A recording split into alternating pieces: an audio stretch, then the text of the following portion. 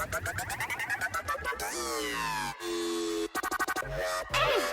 Live Podcast with your host, Jose Arqueta.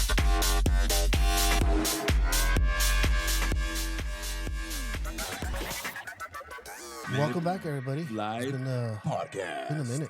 I was out for I want to say 2 months, but a lot has happened in those 2 months. I've been busy. The guy's been busy, so overall, it's been really good.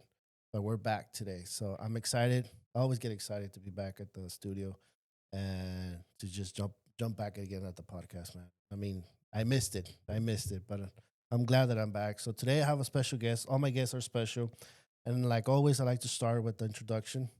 And today's guest is someone that has grown a lot and has broke a lot of barriers. Gino Garcia was born and raised in South Central Los Angeles, and his family comes from Guatemala City. Growing up, he carried the hardworking spirit of his parents, a spirit that pushed him to look beyond his surroundings and chase something bigger. Gino is the first generation Guatemalan American who has never supposed to make it, but his journey proves otherwise. Every challenge and every setback pushed him forward instead of holding him back. He's someone who loves swimming, biking, mountain biking, riding motorcycles, watching documentaries and thrillers, and collecting was it Vintage vinyls. vintage Yes. vinyls. But above all, he's focused on becoming a better man, a better father, and someone who he brings value to his community.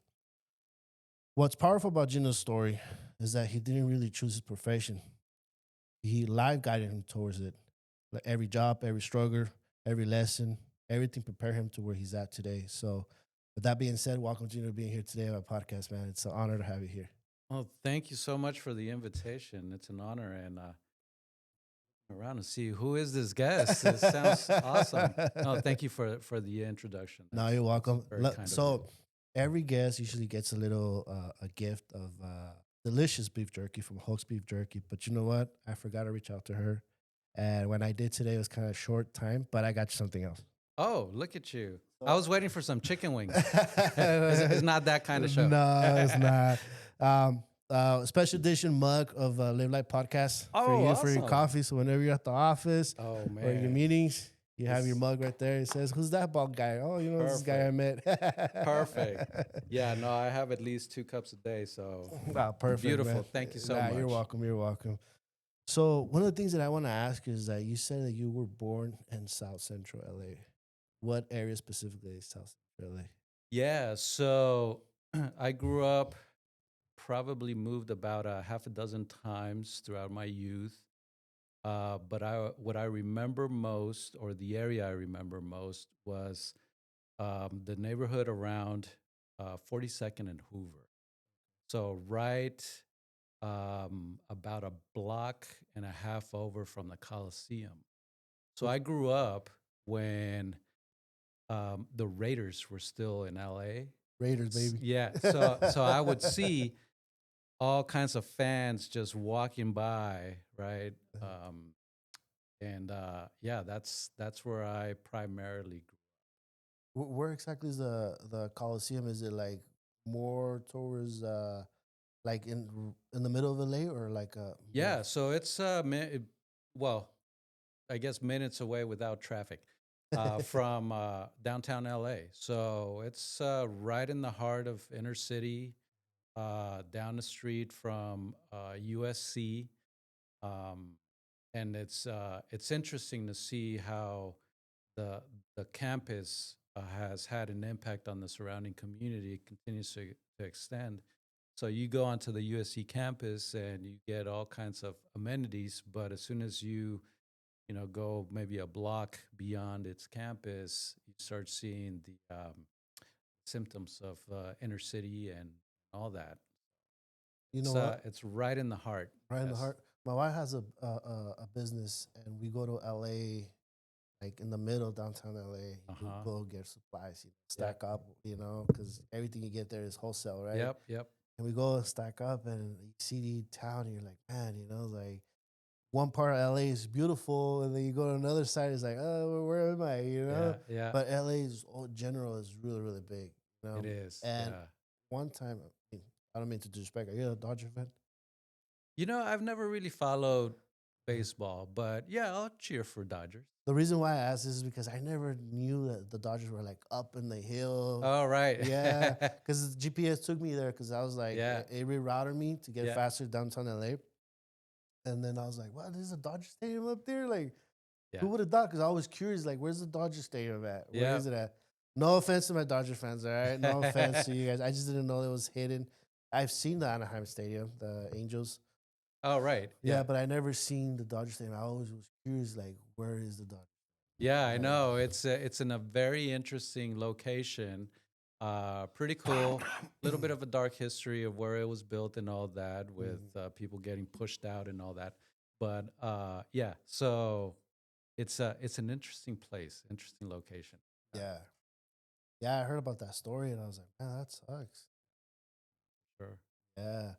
So you grew up there, and how was it growing up there? You say you moved a lot, Mhm. but how was Yeah. growing up there? Like, because I mean, me, honestly, bro, no disrespect again, thinking that there's a lot of Latinos in LA, right? Yeah. You're Guatemalan.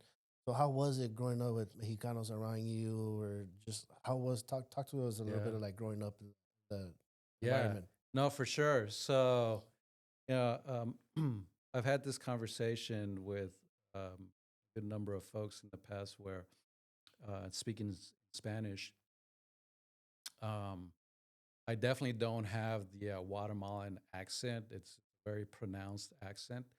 Um, and folks that I speak to in Spanish, they assume that I'm Mexican because, according to them, I sound Mexican, and I can see that. I grew up in primarily Mexican neighborhood, Hmm. so um, the way that I speak Spanish comes a lot from what I heard from my friends and families, right? That were Mexican. So, um, but I think before I jump into how it was like growing up in South Central, I can't share that part of my experience without um, sharing a little bit in terms of where my parents came from, right? So my parents, they came from Guatemala in the 70s. And my dad, he had come to the U.S. on several occasions, and eventually decided that he was going to bring my mom and my brother, who was about 6 months at the time. He was born in Guatemala. Bring them to LA in the 70s to, start a life here. So my parents, about a third, fourth grade education. Um, my mom was, for the most part, stay at home mom. My dad, he was a jack of all trades. Could make it happen wherever he landed. Right, he would figure things out. But all that to say, a very humble upbringing, low resources. My dad, when he was growing up in Guatemala, he did a lot of construction, and through that work, he had an instance where he was lifting some very heavy object and injured his back. So he never really sought medical advice or anything to improve that condition. So the memories that I have of my dad growing up was of him being in chronic pain all throughout. So he couldn't sit for a long period of time. He couldn't stand for a long period of time. He couldn't do very physically active jobs, right? Because, and I experienced this with him many times, where if he had some kind of project going on that required him to work for, let's say, 8 hours a day for a few days, then he would spend a week or two in bed because of his back issue. So um, he that's how I knew my dad. Just constantly in chronic back pain. And I share that because that I think contributed also to his inability to keep a long term job anywhere. I think he in his youth he tried, but it was just difficult. Um, so he found other ways of basically, maintaining his family and trying to make ends meet. So he would do side projects throughout, and but that could only bring so much resource to a family, right? So I remember growing up in like one bedroom apartments, right? So it was my parents and then my brother and I, so four of us in one bedroom. Sometimes in the studio, sometimes in a rented out camper, sometimes in uh, a facility that wasn't necessarily a residential facility. That they my dad just had the connection. It was a rental space where there was a roof, there was some water, and we could just stay there for a bit. There was an instance also where for about a year we lived in a school bus. So um, it was a variety of types of household types, right? That Right. we had as a youngster. I remember it as an adventure, right? Looking back, I realize, right, the incredible hardships for my parents, of course, um, but also as I now engage with communities, I see that for a family as a unit, right, that was pretty intense. Um, we were the family also that many times had to go to local churches to get food and um, stand in those long lines for Medi-Cal, right? I remember standing in those lines with my mom for hours and hours. Um, so that was my type of upbringing in South Central. Now, um, the neighborhoods where I was living, again, primarily Latino, primarily Mexican residents. There were some areas that were a little bit more mixed, but always feeling the uh, concern, the fear, right? I can't go out at night. What's going to happen? Like, who's driving in front of my house slow? Why is that guy standing there for a long period of time, right? Like, all those fears. And then, uh, as I grew older, going to, uh, middle school and high school, right? Those fears of, um, what's going to happen to me, right? And I feel very blessed in that my parents were a very strong will and instilled in my brother and I to always have deep value and respect for ourselves, which meant not allowing others to Influence. influence and also just, take advantage. Yeah. Because the reason why I asked was because, obviously, LA, it's some communities, you have a lot of gang activity. And I'm sure, like, since you mentioned and you share, thank you for sharing, your upbringing.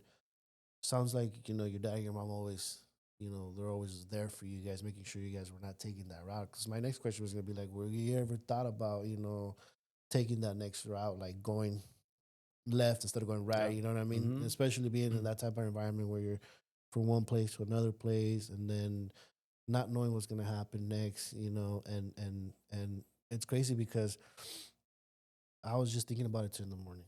I was sick Friday, Saturday, Sunday. Today I feel great, but I was thinking about this. You mentioned about your pops, working through chronic pain and taking a week or 2 weeks off because he had to tough it up, right? I remember my dad. he'll be sick as a dog too and go to work. Yeah. And he's just like, and I remember when I was still living at home, and how come you didn't go to work today? Mijo, oh, I'm sick. Nah, nah, nah, nah. Get your ass to work. You know what I mean? Yeah. And it's just like now, as I'm older, I'm like, dude, he didn't know any better because that was the only way of providing for us. Yeah. Like he didn't have the Right. luxury of to take a day off. To say, oh, I'll just reset. Mhm. And now it's like a privilege for us now as older Yeah. men. Like, hey, if we could take a day off, take it. To Yeah. reset, let your body heal. But back in those days, our parents didn't have that luxury because Yeah. they came from nothing, and they came to this beautiful USA to make Mhm. something better for us, right? Yeah. Yeah. So man, but anyways, when I was growing up, I grew up in the East Side Salinas, so I was around gang activity. Yeah. And there was a point where I was going that route, but my Mhm. parents were there for me too as well. They kept me Yeah. in line, especially my dad. He had Yeah. the belt ready to rock and Yeah. roll. Yeah. So it sounds like not similar to it, but they kept you guys on check, right? Yeah. No. So, yeah, I think a lot of the inspiration for me was to not go in in in a different direction, right? Was to see just the my dad's desire to make sure that um, both my brother and I were going to amount to something, Right. right? So when I say my dad, after a few days of working, he was in bed. I mean, he was bedridden. So because his back would give out, he couldn't walk. He couldn't do anything really. And for many years, he preferred to deal with that kind of situation, with his physical situation and the pain, because when he went to the doctors to try to get that corrected, they were straight with him saying, we can do the surgery to fix your lower back, but you have a 50-50 chance of ending up in a wheelchair.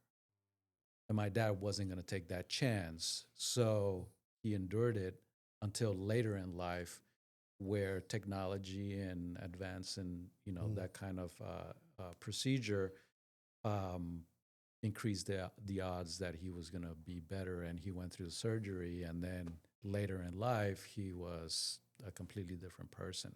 So I think I get a lot of my inspiration to do well, seeing what kind of sacrifices he was making. Right. Now, you know, you, as a youngster, right? Many times, we don't think clearly, right? Mhm. So I did um, venture into other areas where I could have quickly got pulled into a life that wouldn't have me here today. Um, and I I also and that's part of the reason why I was also sharing earlier that my parents, they had a third, fourth grade education. Again, reflecting on that now, right? I see that they wanted to provide for both my brother and I as best as they could, Mhm. but their life experience was so much different than what my brother and I could experience here, Yeah. right? So they didn't necessarily know. My parents didn't necessarily know, and I think that's the case for many families, Mhm. right, that have the immigrant experience, right? They don't necessarily know how to guide their kids in very specific ways, right? They provide that structure, right, and which we're grateful for. But beyond that, right, it's like, how do you, as a person with a third, fourth grade education, tell your son, you need to go to college and this is what you need to do to get there, Yeah. right? So that was in part also why I feel blessed in that my older brother, um, growing up, was really my main role model. Mm-hmm. He played a critical role in me not veering too far off the path, right? He's always been an overachiever, Mm-hmm. me not so much. Um, but seeing how he drew on certain opportunities, he was able to identify those opportunities and work those opportunities. From the sidelines, I would see that and say, "Oh, okay, well maybe I think I could be a part of that." Right. Right? So, and then at the end of the day, I think deep down, um, I've always had that interest in experiencing life, right? Right. And wanting to be a better person, Right. right? So y- yeah, here we are. Engaging video content can drive your business forward. We specialize in creating professional corporate videos and commercials tailored to your brand. Collaborative ideas help display your vision. Let's elevate your business today. LC1 Productions, crafting stories that matter.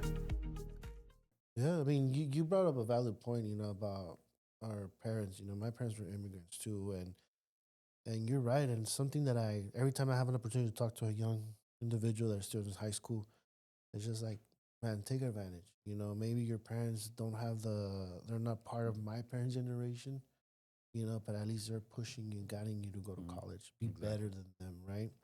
Because maybe perhaps they got married young, they had you young, and they had the opportunity to finish college, but you do.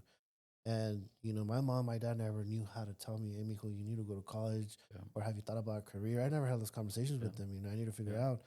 Plus, also, I've talked about a couple times here in the podcast where even in my high school, I never had that support in my high school. The only support that the students will get were the ones that were in like 4.0 Yeah. GPA, the people that the counselors will see that, hey, they're gonna make it, but Yeah. not even the ones that had like a 2.5 GPA or 3. Yeah. We were getting overlooked. We didn't even pay Yeah. attention to. So not even in the school I got that support. Yeah. Yeah. But the fact that you had your brother older than you and you saw in him and you were like, okay, cool, like I could do that, or I see myself doing it too as well, right? Yeah.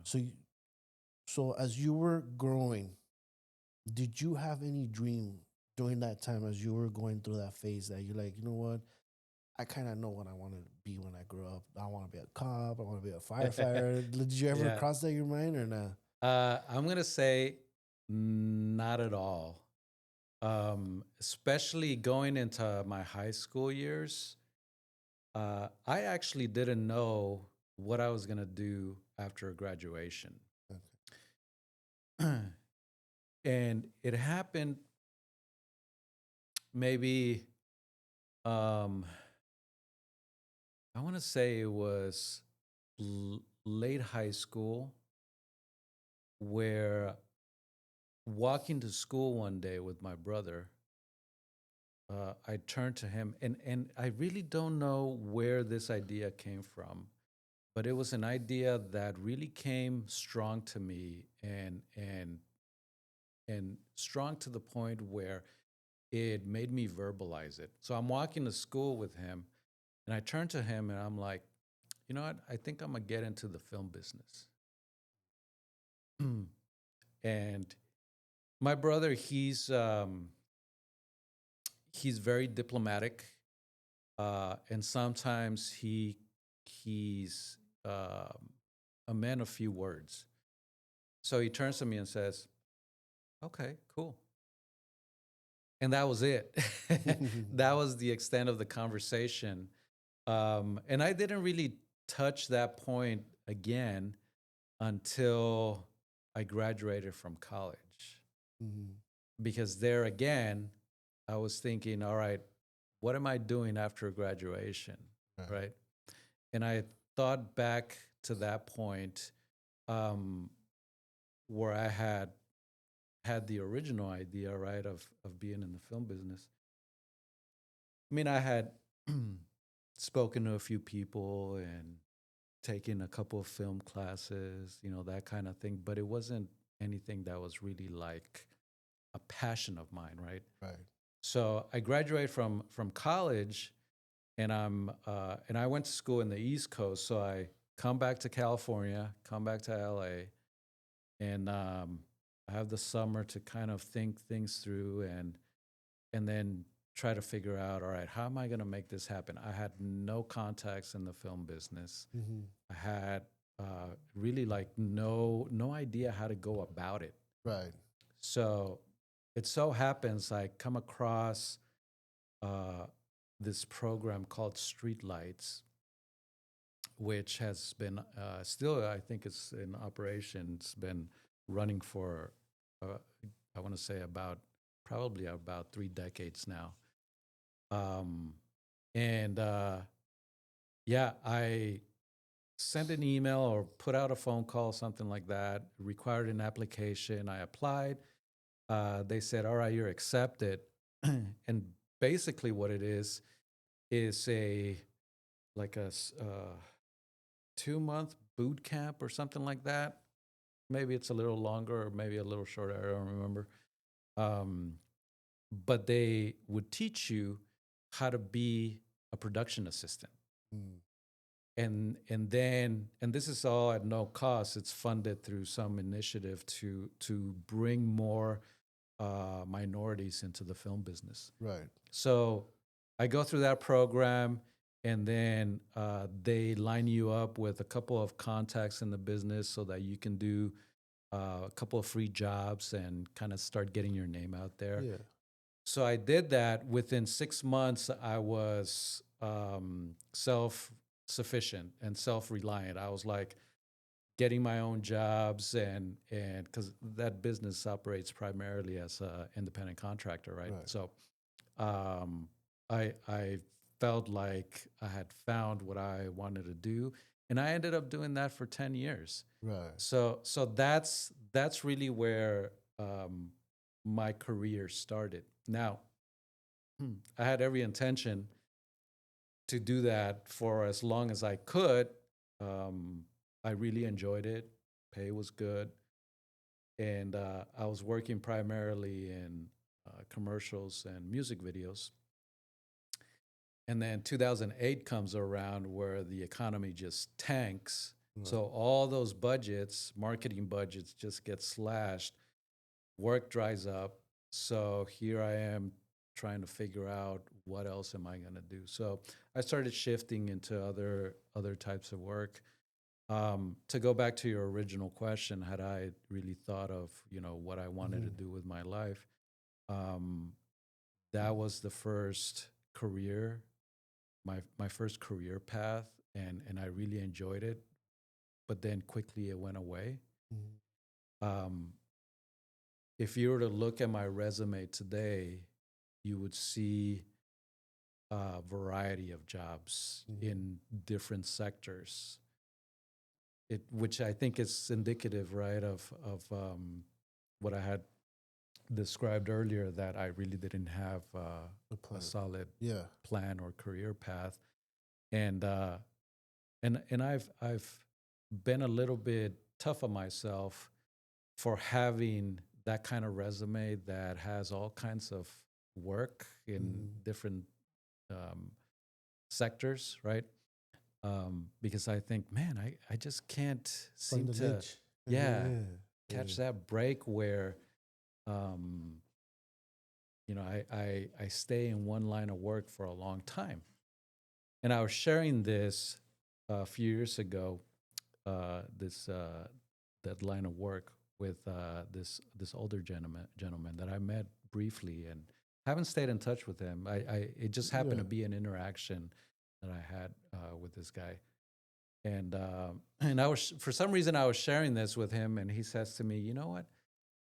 You see it the way that you see it, but the way I see it is that you've actually had the privilege and the opportunity to reinvent yourself many times." Yeah. So when I heard that, I thought, that's an interesting way of looking at things. And that has stayed in my mind and it really aligns with a lot of the values that I think my dad instilled on me. I don't know my brother, in terms of this specific Right. context, right? Um, because all throughout my my career path, the one thing that I know has been um, a common theme is that I go into a specific line of work, and I know that if I don't enjoy it, I'm not. I'm gonna step away from it, Right. and I don't see why I should try to stick it out. Hmm. You know, so that to me is very valuable because uh, you and I were chatting earlier. We only have one life to live, Yeah. right? So why spend it that way? Right. So That is true. But let's rewind a little bit back. mhm. So I know you mentioned that when we first met that you took a trip during your high school times, and you took a trip here Yeah, to Santa Cruz, and you fell in love with the Central Monterey Coast, Bay, Monterey Central Bay. Coast. Oh yeah, Yeah, you fell in love with that, and you wanted to come back here. But then you mentioned that you went to school to the East Coast. yeah. Like, like, what was the route that? I mean, you wanted to get into film, but like you didn't think about like, you know what, let me try to go to Santa Cruz Right. first instead of going to the East Coast Yeah. or No, so um I think I was ready to leave home. I was ready to leave LA and if possible leave California right. after graduating high school. I was ready. Uh th- Living in South Central, it South Central has a special place in my heart. Yeah. See where it 'Cause sounds. that's where I grew up. Mm-hmm. Um it doesn't eliminate the type of environment that it is, right? So especially for a youth, it could really weigh heavy. So I was ready to go, and my brother was actually that overachiever that you described earlier. When he graduated high school, he graduated with a 4.7. Oh, I didn't even know that that was possible. okay. I was like, oh man, how do you get beyond a 4.0? Like, Mhm. yeah.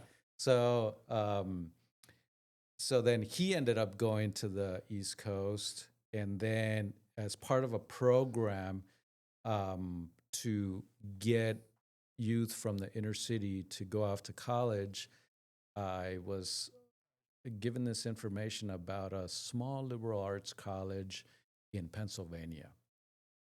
And East side, East Coast. East Coast, yeah. So it was about an hour away from Philly, and beautiful campus. Through this program, they offered me the opportunity to go visit before actually deciding. And man, I landed there. I'm like, I'm sold. I want to come here. Uh, my high school graduating class was 700 students. The total population of students at that college was 2,000. So that meant that I had, as a freshman, classes that only had 5, 6 students. I was like, oh man, this is the place where I want to go, where I'm not gonna get lost in the crowd. I get those better Interaction. interactions. So I was loving it. And then to top it off, they offered me a full ride. But you visit Monterey first, then visit Yeah, Pennsylvania. yeah. So what happened was my senior year of high school, I had this awesome teacher, high school teacher, um, who I had actually all throughout high school. But in the senior year, our senior class, he took about 15 of us on a trip to visit college campuses throughout California. And this was his attempt to provide some um, knowledge, right, about higher education to us students in the inner city who had never really been outside of LA. So we all jumped on a charter bus and hit up Bakersfield, Fresno, Davis, I think Chico came down. Oh, Sacramento, went over to San Francisco, came down to Santa Cruz. And at that point, there was no CSUMB yet, Mm-hmm. right? So we drove right past it um, to Monterey for a whale watching trip. Mm-hmm. So the door opens to the charter bus over by the wharf, right? Yeah. And I step out and I see the marina there, and I'm like, oh man, this place is amazing. And never did I imagine that I would be living there in Monterey, much less being local elected. Right. And that's, I mean, that's to me now looking back, it's pretty amazing. I mean, So that was my first taste of Monterey. and then you went to Yeah. Pennsylvania. So went back down to LA, and then I just again wanted to get away from the state for a little bit. Mhm. So I was accepted to this school in Pennsylvania, and I went there, completed my 4 years, and then came back. Was it a culture shock for you to go to Pennsylvania? Absolutely, Yeah. absolutely. So I used to shop at the Slauson Swap Meet, Uh-huh. and there you get um, your brand clothing at a discount, and the discount comes because it's really bootleg, right? Right. It's all fake stuff. So that's I used to wear like my Gap hoodie, whatever. And I came to Pennsylvania wearing that, and I look around and nobody else is wearing that kind of clothes, right? Uh-huh. So I'm like, I feel like I'm in a different community for Right. sure. Um, What were they wearing that you were like, whoa? just open up a J. Crew catalog, and you find everything that was being worn there. Yeah, it was interesting to watch, but it was welcome. It was. I'm not going to say that it was a smooth transition or even um, uh, exciting transition. It was a transition with a lot of question marks, Mhm. right? And it was a transition with just some fear that I might not make it, you know, um, and the fears were relating to the financial aspect of it. Mm. Yes, I got a full ride, but they're not trying to pay for airfare or food Yeah. or everything else that I need while I'm there. I have my folks back home who they themselves are struggling financially, and I'm all the way across country, and so was my brother at the time. Right. So yeah, it was a shift. I'm glad I stuck it through because it was worth it. But like as far as culture shock, it was no racism or nobody like picking on you or stuff like that. Well, it wasn't it. Fortunately, I didn't experience it blatantly, Mm-hmm. right? Um, there were 2,000 students as the student population of that campus. It was about at the time about 12 of us were Latinos. Mm. So you don't necessarily, or I didn't necessarily see a blatant um, attack or approach, Right. right? Um, but systemically, you kind of feel it, right? You have the various organizations, student organizations. The Latino one was consistently and properly funded. You see those kinds of things, Right. right? Right. So, and with the group that I was with, the group of Latinos that I was attending that school, we I want to say we made some headway in terms of really starting to solidify our presence there, and pushing for initiatives that would elevate our presence not my presence, but Yeah. other students who followed, right? Uh, but that's how I experienced those Okay. differences. Yeah. So you came back to LA, you start working, you just share a little bit how you got into film. You say you did commercials and music videos. Did you ever work with the talent artist that now is famous that you shoot a video for music, or any commercials that you shot and you probably thought like, man, this guy could has potential, and now they're on the big screen? Have you ever? Yeah. So I think, um, I mean, I was fortunate to be working with talent that was already famous. Oh, I- nice. if there was a story like what you just described, I would say Jonah Hill. Actually, Okay. I happened to be at a shoot at Sony Studios in Culver City. This was many years ago before he was widely known, right? Before he came out, It, was it Superbad? I think so. Yeah, Think yeah. was, The yeah, early one. Yeah, yeah. the early film. So I remember sitting, or rather, going to craft services. So that's where like all the snacks are for a shoot. So I was there grabbing some snacks, and the lady who was managing the table, she's like, "Oh, my friend's coming over right now. I want you to say hi to him." And it turned out to be Jonah Hill. Mhm. And at the time, I was like, "Oh, this guy seems cool. He's, he didn't really strike me one way or another. He was wearing a backpack and just kind of came through and kind of on the reserve side. Yeah. And then many years later, I realized that I had met this, superstar, basically. Yeah. Yeah. But I think for the most part, I was. I mean, I worked on commercials and music videos What kind of with commercials like. did you work on? I mean, Like you name it. It like was. Colgate commercials? At Juan Avila Photography, we specialize in capturing decisive headshots and portraits that tell your unique story. Serving Salinas, Monterey County, and beyond, our high-quality images reflect your professionalism and authenticity.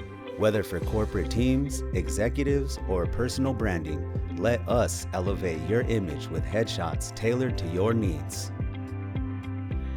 Book your session today. Yeah. That kind of thing is. I remember a funny one. I don't know how old you are, so you might not remember I'm this. 42. 42. Okay, so maybe around Yeah. there. Carl's Jr. had this campaign where there was this guy shaking a cow, and that's what produced the milkshake. It was Yeah. many years ago, and that one was quite famous for a little bit. But yeah, like the Allstate campaigns and like big um, Coca-Cola, General Motors. I mean, these were the pretty significant ones. And in terms of music videos, I worked on a music video for Wyclef and Metallica. Oh, And, nice. You don't have pictures of Metallica? well, in those kinds of environments, right? You You kind don't of have try time to to, take pictures of- keep it yeah. professional and that kind of thing. I did get a signed CD from Nice. Wyclef. I was like, I need to, Yeah. I need to get one of these. Red Hot Chili Peppers, Oh, wow. all those guys were awesome. Yeah. Anyway, so yeah, So it was a pretty cool career then. pretty cool. Yeah, Yeah, I pretty mean, cool. I can't complain, right? It was pretty cool until 2008 tanked. It just And then disappeared. you were like, all right, what's going to happen now? What am I going to do? And then you shifted back, right? You shifted back. You came up with the plan. And then walk us through now, like, okay, to where you at, your journey that led to you moving to Monterey, the one place you fell in love with. Yeah. Right? So Did you have plans to come back after your journey that you're like, what made you think like, you know what, I'm gonna go to Monterey? Screw that's what's beautiful about life, right? It just, you might have a plan. What's that saying in Spanish? Uno pone y Dios dispone, Yeah. right? Yeah. You might have plans, but life just has this interesting way of nudging you in all kinds of directions, right? So while I was in college, my very last semester, I barely squeezed it in. I decided to study abroad. So I quickly put in my application, got accepted for the program to study for a semester in Florence, Italy. Mm. Talking about leaving home, right? Leaving the state.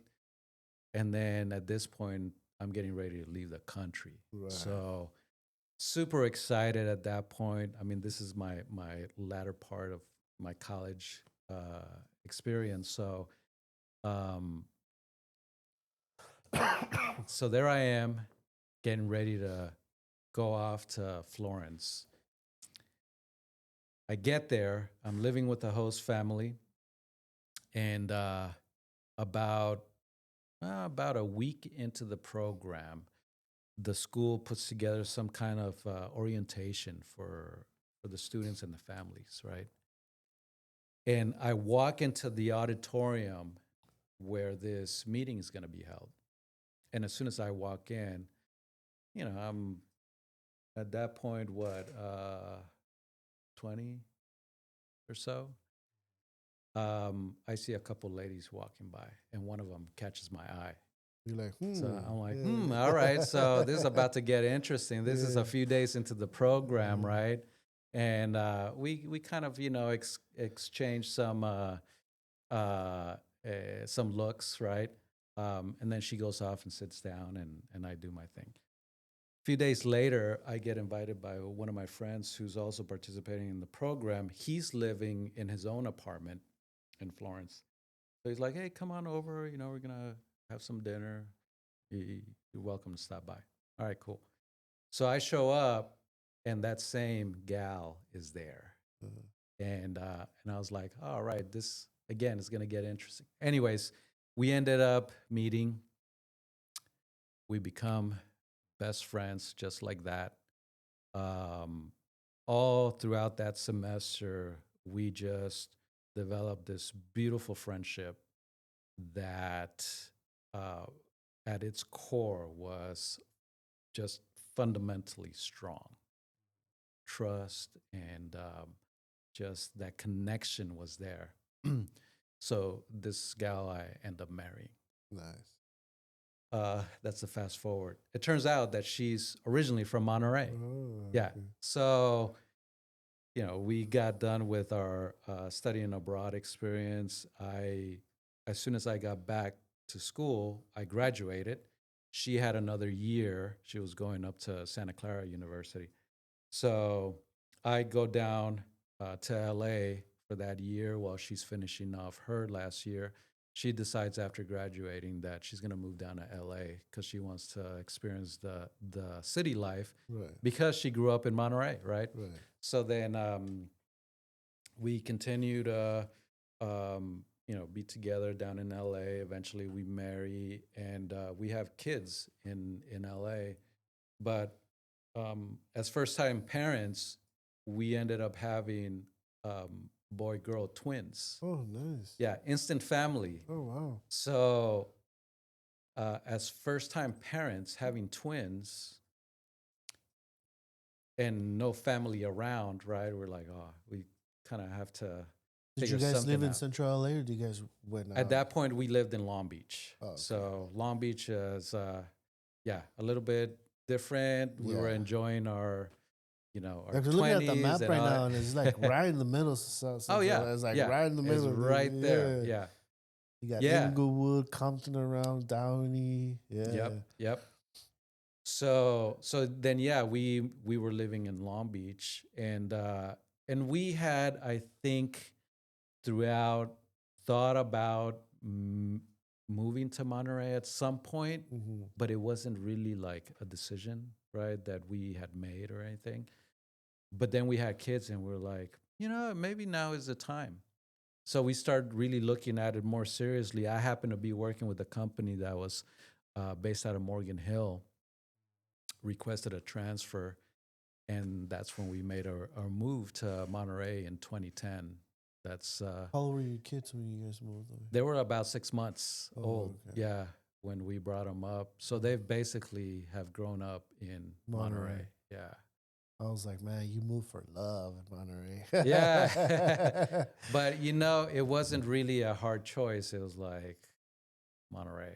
I mean, It is it's crazy how you just described it earlier. Like life has a way of planning things for you, even yeah, though we have yeah, plans, yeah, right? yeah, Life has always have other plans for us, yeah, and that's the beauty of it. Like either you adapt with it or you yeah, don't, you know. And I yeah. feel like nowadays there's a lot of people that can't adapt to what's going on in their lives. You Hmm. know, like oh, I can't accept this, or I gotta make something out of it. And another thing that you brought out earlier in our conversation was like, that conversation you had with that older gentleman. Yeah. Your every job that you had was, what was it again? A A reinvention. reinvention, man.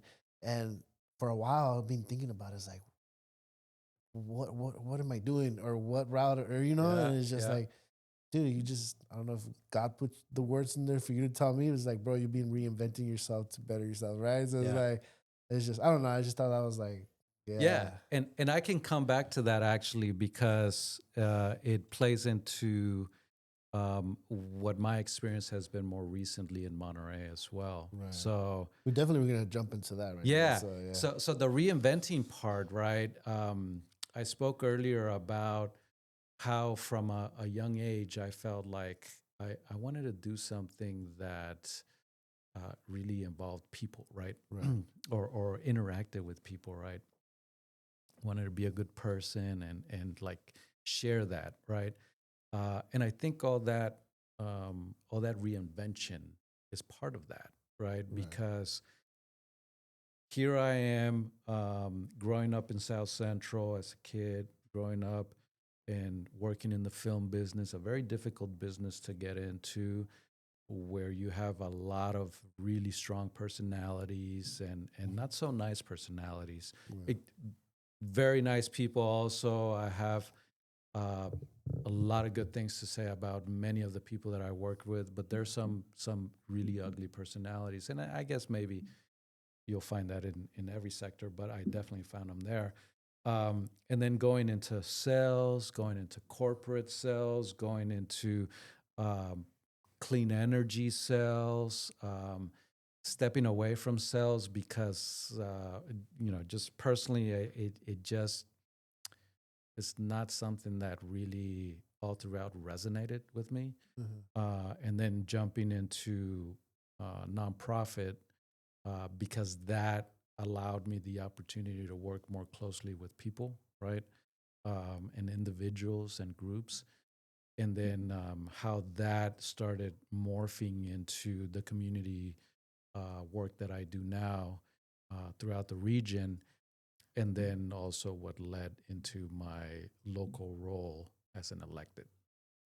So you're back in Monterey, right? Yeah. You're with your lovely family. You're here, and you're working all these jobs. How did you get into the nonprofit?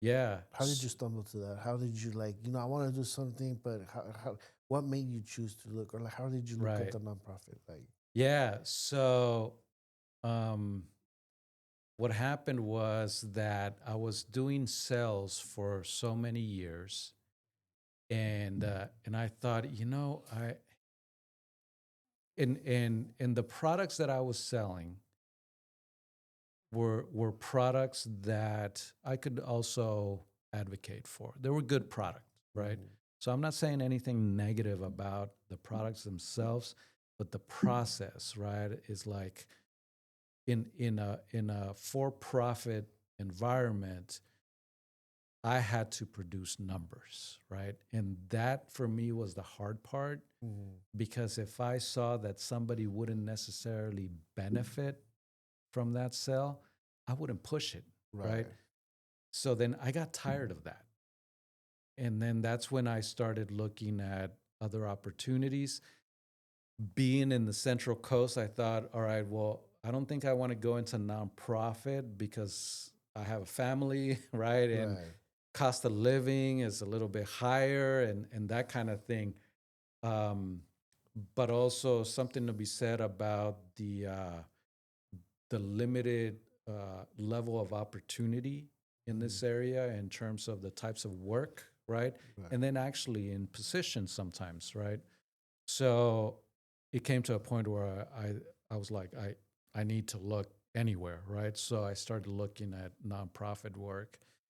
And it so happened that right when I started looking, a position had been posted by an organization that's pretty prominent throughout this whole region, um, offering work to lead a team doing water conservation. Mm. So not only did this speak to me in terms of um, nonprofit work, working in communities, but also working in communities to forward a climate-related um, issue, right? Right. Or to promote initiatives that would address climate-related issues. So I thought, oh, okay, well, this is something that I can sign up for, and sure enough, I start the interview process, and as soon as I communicate with this agency, I mean, it was just a breath of fresh air. Um, my interactions very positive, and that's when I started also looking or realizing that what that guy had told me about reinvention, Mm-hmm. there was some truth to that. Why? Because in leading a team to do water conservation, that takes an effort to go to a complete stranger and communicate the value of conserving water Right. for someone who hasn't really thought about it, right? So, all in all, what that takes is some skills in sales, Right. which is what I had Already in play. acquired Right. in those previous positions that I at one point thought, oh man, I need to get away from this, right? Yeah. That's awesome. So your journey began there. Now walk us through your new journey where you're at currently right now. Yeah. What led you to be part of where you're at right now? So that same agency where I was working doing a water conservation program, that grant ended. So I transitioned into a new grant for the organization at the time. This was around 2016, 2017, doing a lot of transportation engagement, community engagement throughout the region with the regional transportation agencies in collaboration with just a variety of partners throughout the region, and doing major infrastructure planning to bring in more safety for pedestrians, more safety for bikers, that kind of thing. Again, all throughout the region, there was a focus on schools for these projects as well. So I was doing the community engagement piece for those projects. In other words, going to communities, sharing with them that these projects were coming to their communities and trying to get them excited and build that enthusiasm to have community engage Right. in those projects so that their vision would eventually get built, right? So here I am doing that kind of work, which then puts me in front of local electeds, doing presentations, interacting with them individually to again share information about these projects. And I'm doing this all throughout the region, and I'm doing this now for a few years, and then I realize, I'm advocating for a lot of things for a variety of communities, but I'm not doing this in my own city of Monterey. Right. So then I thought, all right, well, I can easily change that, right? I'll just start being more active and engaging with my local electeds and making sure that I stay active there and also remain active in all the other communities where I'm doing this work. So that's really where the seed was planted, right? Mhm.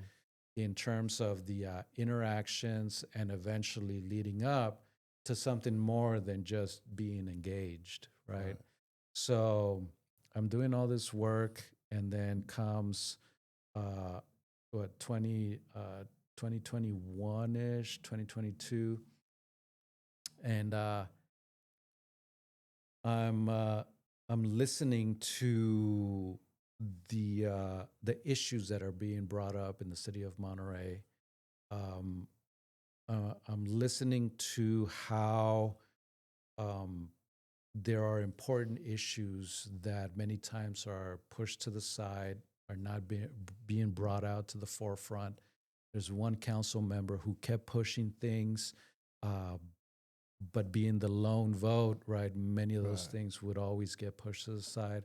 And I thought, there's got to be a way to bring change. So right around 2021, 22, this lone council member decides to run for mayor for the city of Monterey, and that council member being Tyler Williamson. And he runs, and then also another council member runs as well. Based on our charter for the city of Monterey, if two council members run, the winning council member gets the position. The other person gives up the seat, right? Oh, okay. So what that did was Tyler Williamson got elected in 2022 as mayor, and then there was a vacancy. So what the council decided to do was to appoint someone to fill that vacancy for 2 years. So about a dozen of us applied to fill that vacancy. And this goes back, right, to my point about now not being only engaged, but being part of the Part of it, decision-making yeah. process, right? So a dozen of us apply, and I get selected as the appointed council member. So that for me has been a highlight of my life, a highlight of my career, um, and a highlight in many ways. First and foremost, for me, being um, a Latino, being a Latino that grew up in South Central, who once visited Monterey, right, and never imagined to be living there, and then getting the opportunity to represent a population. I take that with great seriousness and honor. And you're right? the first Latino to be part of the Yes. At Monterey least in Council. in the more recent history of Monterey, right? Because Yeah, because I mean, Monterey yeah, right. population is a little bit Yeah, yeah. Latinos in there. You know what I mean? Yeah, not, yeah. not as much as Yeah. Salinas, right? But yeah, no. Yeah. So, and I mean, in general, knowing that Monterey was once part of Mexico, right? Right, But that's why I say, like in the more recent history, yeah, there hasn't been a Latino appointed or elected to the city council, and um, Monterey is not a very big city geographically, Mm. and for the history for the history of the local government, most electeds have come from the area of Monterey that's a little bit more affluent and um, yeah, a more precise area, right? Nobody has ever represented our part of town, which is the northern part of Monterey, in council ever. Mhm. So that for me was just a great opportunity to really get those voices that I've been hearing for years as a resident and really try to elevate them at the local government How level. many districts does the Monterey have? 4. So during the appointment, right, uh, we as a city were also going through the transition of shifting into districts. So during that appointment, Oh, yeah. I was appointed, and then also that's when the elections took place for the first 2 districts, districts 1 and 2. And then districts 3 and 4, they got there was an election for those districts in 2024. So what So district last you, year. you're part of? So I represent District 4. Oh, And I like to describe it as lake to lake, yeah. Laguna Grande to Lake El Estero, and everything in between. Nice. Uh, boundaries with the airport and all along that area up to the beach. Del Monte Forest. Uh, uh, m- no, actually, I think Am I looking at the yeah, wrong- I think that might be a little bit just outside the district. So, anyways, District 4. Oh, because I pull up this map right here, and I was looking Yeah. at District 4 right here. Oh, yeah. So, So yeah. I think what you're seeing there was Let's sit down, a variety of maps that were initially proposed. Oh, okay. So you might be looking at one of the proposed maps, but the most current one has District 4 being basically northern Monterey. So I was appointed and I served for 2 years. So then last year, that's when my seat came up for election, right? And that's when the election was up for, or was coming up for districts 3 and 4 for the first time as part of that transition into districts. So I ran last year, and I had an opponent, and won by a good margin as elected for District 4. So you got to do the campaign. You got to do all that Had stuff. to do all that stuff, yeah. Yeah. I had never really managed a campaign. I mean, I've participated in the past with some, volunteerism and that kind of thing, but not really running a campaign. So that was an experience in itself. And It's crazy, dude. Right now that we're having this conversation, yeah, a while back ago, I was having this conversation with my wife, and I was like, "Babe, you know what? I live in Gonzales, okay, right? I was raised here in Salinas my entire life, and I ended up moving to Gonzales, and I love the little town, but I feel like that town has so much potential. does yeah, So much potential, and I feel like it's just kind of overlooked. Nobody Mhm. knows about the events last Yeah. minute. So I told my wife, one of the things I'm really good is at promoting. I think I'm gonna run for mayor in the city of Gonzales. She starts laughing. And then I'm actually talking about it. I've been thinking about it more, and people just laugh. I'm like, bro, you were not gonna do it. I'm like, no, yes, I think I'm gonna do it. And now that we're talking about it, it's just like, man, you know what? Yeah, you're right.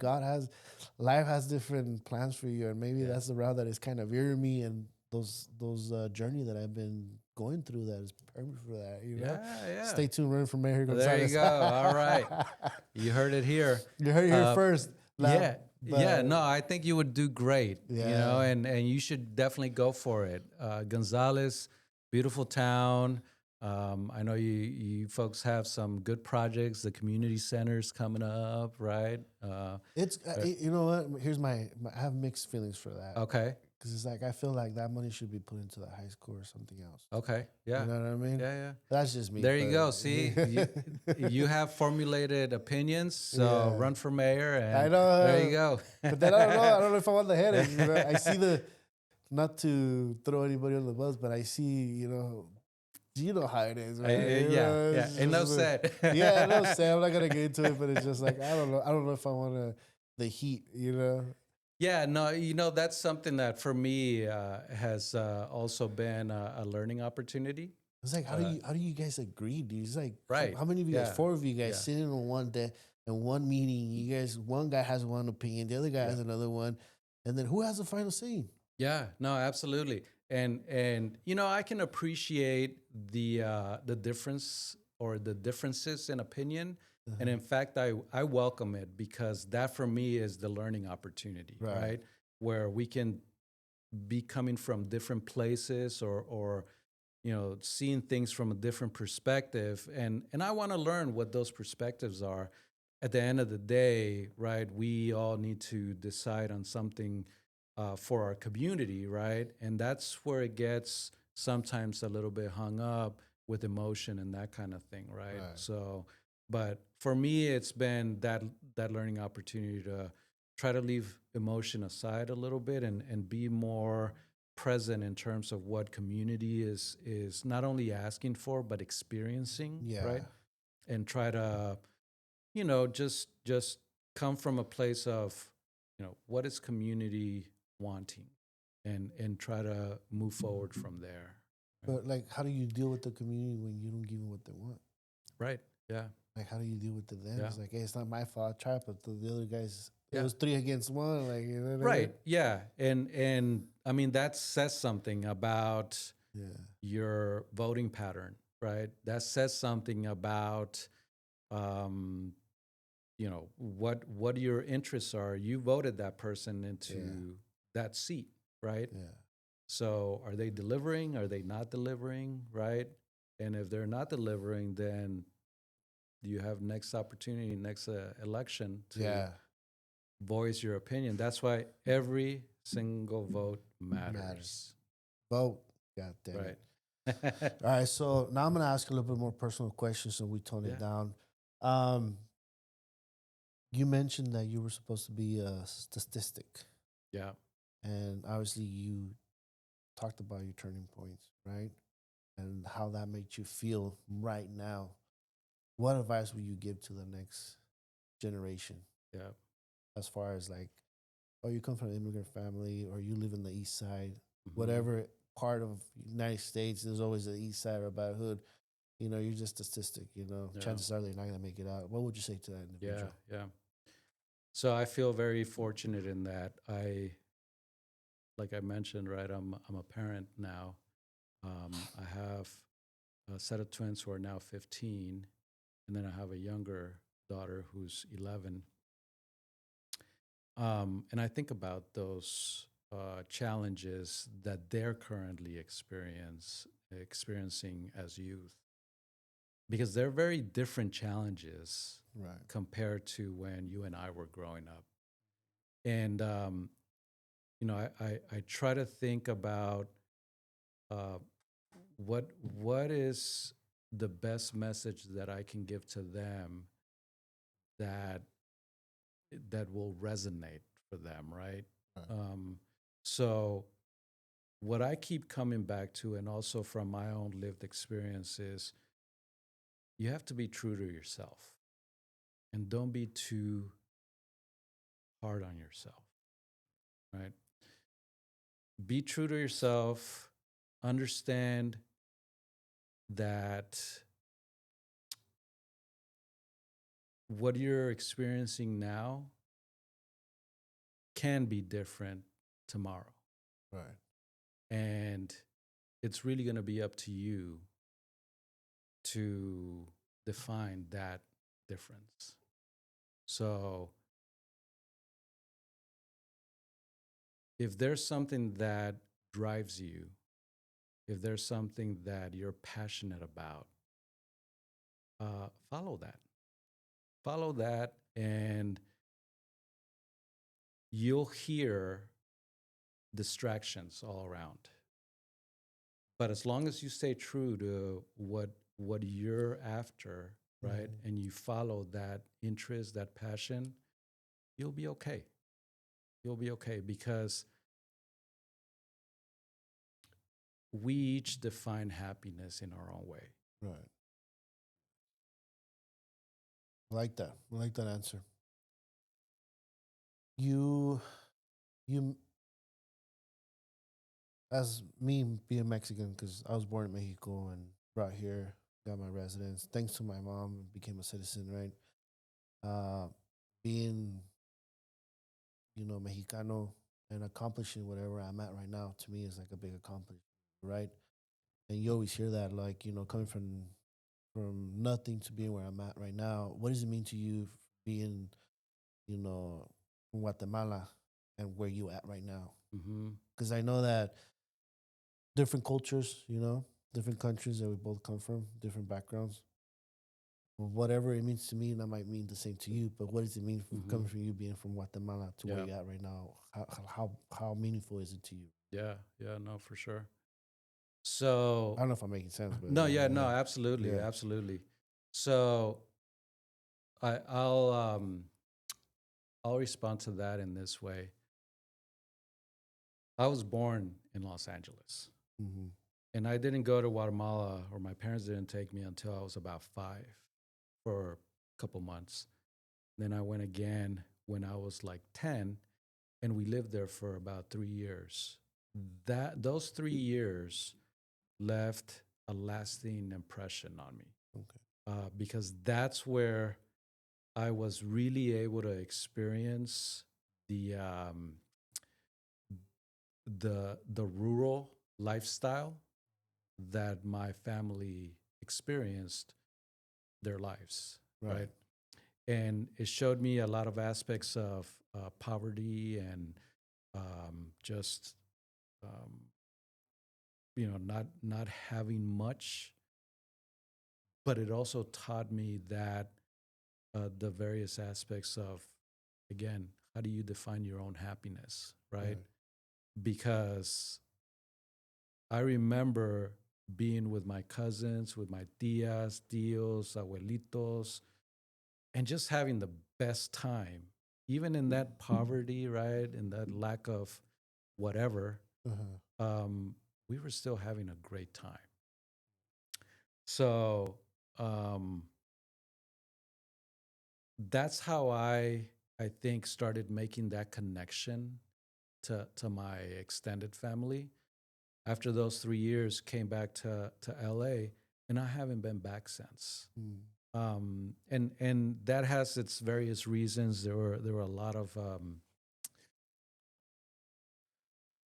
there was a lot of division within my family on both sides, and then between both sides of the family, to the point where I wasn't ever really able to make solid connections with any one of them. Yeah. So it's been always pretty distant, right?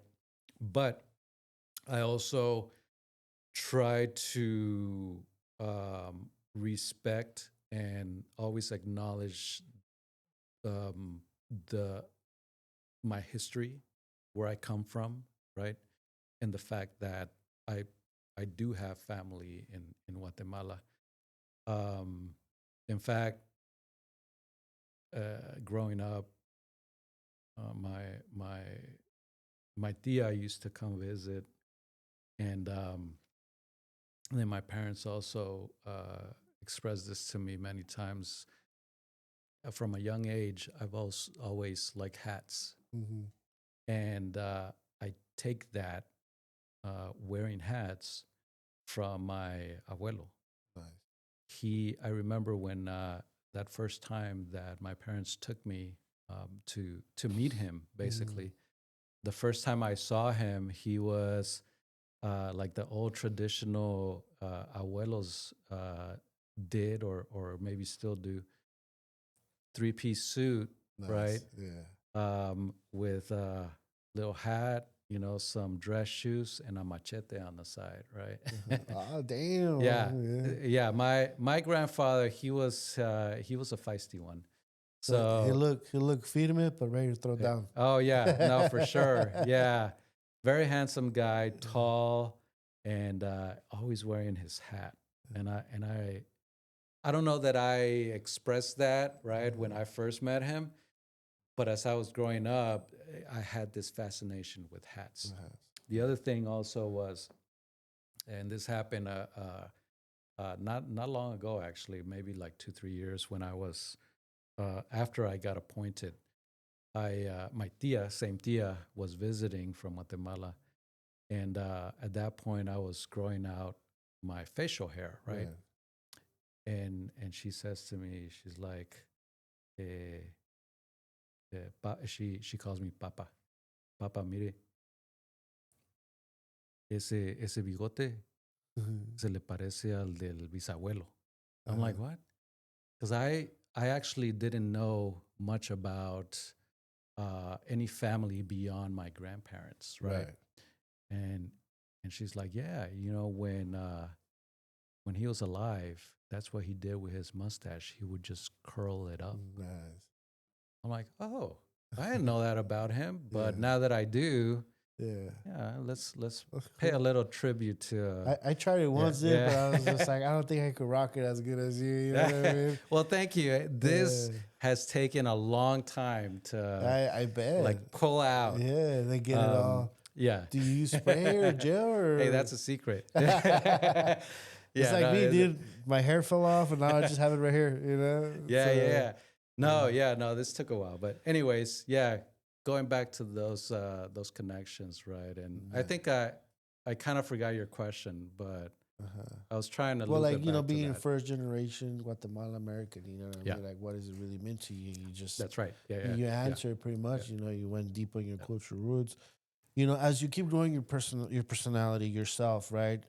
You know, what are you most focused on right now? Right now, Uh-huh. moving forward, what is it that you're most Yeah. focused right now? So at the moment, I mentioned I have kids. That to me is very important. Mm, Um, my my relationship with my wife, um, we met uh, 25 years ago in Italy, and have just like all couples, ups and downs, right? right. But 25 years is 25 years, We're only and 10 years in, bro, and it feels like 25 years, you know? Hey, you should bleep that out. Nah, my wife knows I love her. Yeah, no, 25 years. So for me, it's a point of reflection, right? Yeah, To really think about what that number means, right. right? And and the responsibility I think that comes with that number, right? Yeah, Because it's not just about celebrating the past 25, but what are we doing to make it another 25, right? yeah, And same with the kids, right? Seeing the different world that they're growing up in, compared to what we experienced, that takes a lot of attention. yeah, And for me, the attention also is inspired by what my parents taught me, and also what they didn't teach me, right, right. right? Yeah, You just kind of want to build on that, and just make sure that I'm doing the best I can in that space. Um, what also is really important for me is the community work that I do. right. Um, I am very fortunate in that I feel like a lot of the work that I do is not work, Yeah, right? Um, a lot of the work that I do in my 9 to 5, doing nonprofit work, it's I look forward to doing you it. love it. I love it. Yeah, Yeah, yeah, I look forward to being in those spaces, having the conversations that we're having, difficult conversations at times, right? yeah, But love the opportunity to be having those conversations, and very similar with my local government work, right? In that we're having those conversations, many times very difficult, very public right. conversations, right? At the end of the day, my hope is that what I bring to the table is something that will add to the increased quality of life for the people that I'm trying to serve. Right. And I love that, dude, because, you know, I love coming to the studio, hang out with the guys, do a podcast, sit down with great individuals like yourself and hear their journey. I love my side hustle too. You know, I also have a 9 to 5, right? But that's the only part that I don't like. Yeah. But I Yeah. try to make the best of it. Yeah. But as soon as I punch out, dude, I'm Yeah. looking forward to get here or go to do my side hustle. You know, get involved with the community, try to get into the district and stuff like that. Awesome. And it's just like we talked earlier before off cameras. Just paving paving the pavement. Right. Right. Yeah, I have two more questions before I Sure. jump into those two questions. Let me ask you something. When you Yep. were in Italy, did you learn about wines over there? Fine wines. Do you have a wine in mind that you like? Oh man, or you were just too focused on school? Because I hear that Italy has great wine over there. Man, I don't know how people can focus on school over there. Really? It's yeah. I heard it's really beautiful, dude. Oh yeah. My bucket list to go to Italy. Yeah. It's just amazing. Had a great experience. Did I learn about wines? Yeah, maybe through the sampling, right? Oh, okay. But I mean, at the time I was like 20, so um, I don't know that I was paying that much attention to wines. I know for sure that through that trip, I began my appreciation of Chiantis Mhm. for sure. What is that? It's a type of wine Oh. that's produced in the Tuscan region Oh, okay.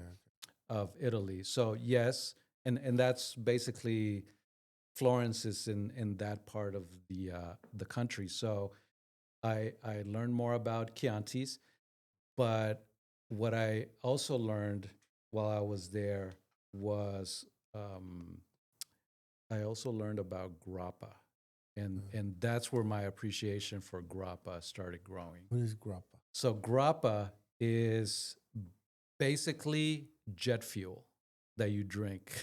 Whoa, whoa, whoa.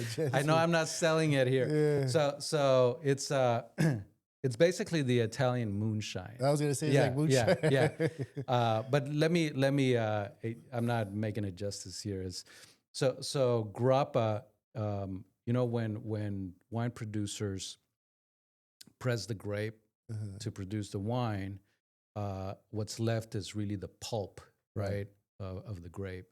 So you take the pulp and further process it. I don't know what that process is like, but just here to kind of explain in general terms, you further process the pulp and you get grappa. And grappa is a liqueur. It was like the Italian poor man's Drink. alcohol, yeah. Alcohol. But it's become more of a refined um, drink So over stronger. time. Really strong. So it's you would be served a shot of grappa in a small Oh, okay. glass, Yeah. but you don't shoot it, right? just You sip it. sip it Yeah. and enjoy it, savor it, right? But it is really strong. Oh wow. That's So awesome. that's one of my go-to drinks. It's just the taste, Yeah. right? Is yeah. All Anyways, right. So I asked this question to all my guests, all of them. If you could talk to your younger self back in South Central, what would you tell him? yeah. Um, that's a very good question and a very important question. I don't know if you can see I'm kind of getting um, Yeah. my eyes are getting a little watery. I I've always been very hard on myself, and I know that that's part of my personality. Mhm. Um, I've been a very emotional individual, and I remember as a youngster, I felt like everything that happened to me, to us, my parents, my brother, um, that it was unfair, Mhm. and I remember always asking why is this happening, why is this happening again, why to us, those kinds of questions. So if I was sitting down next to young Gino, I'd say, hey, you know what, it's gonna be all right, it's not your fault, this is temporary, this is life giving you some experiences, and you're gonna be all right. Love it. Love it. Now, what message do you want people to walk away after hearing this your story? Sounding a little cliche, if I can do it, you can do it. Nice. It's I mean, I don't consider myself the sharpest tool in the shed. I just go into spaces with curiosity and excitement. You ask me on any given day, how are you doing? I'll say great, Right. even if I'm not doing great, Yeah. right? Because as long as I verbalize it, we'll get there. Nice. I love it. You know what, Gino? It was an honor to meet you at Dan Burns' event. Yeah. It was an honor to have met you, connect with you, and it was an honor to have you here in my podcast and share your journey.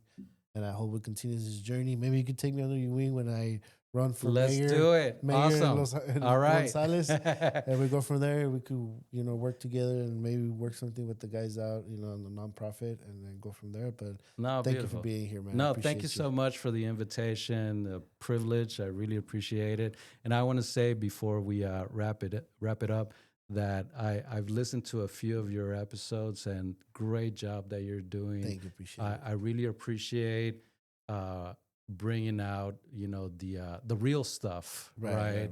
In people's journeys. And I listened to the podcast with your cousin, your prima, right? Yeah. Very inspiring, Yeah. coach. Barlanga. Yeah, and then I think it was an attorney, your Oh, yeah, attorney yeah, friend. yeah. Yeah, I haven't listened to all of them, but Yeah. all of them, the ones that I've listened to, very well done, and appreciate you for doing this. Yeah, No, thank you. Appreciate you. I love the feedback, man. Thank you. awesome. Hey, have a good one, man. Thanks. Thanks. That's it for today, guys. We're out.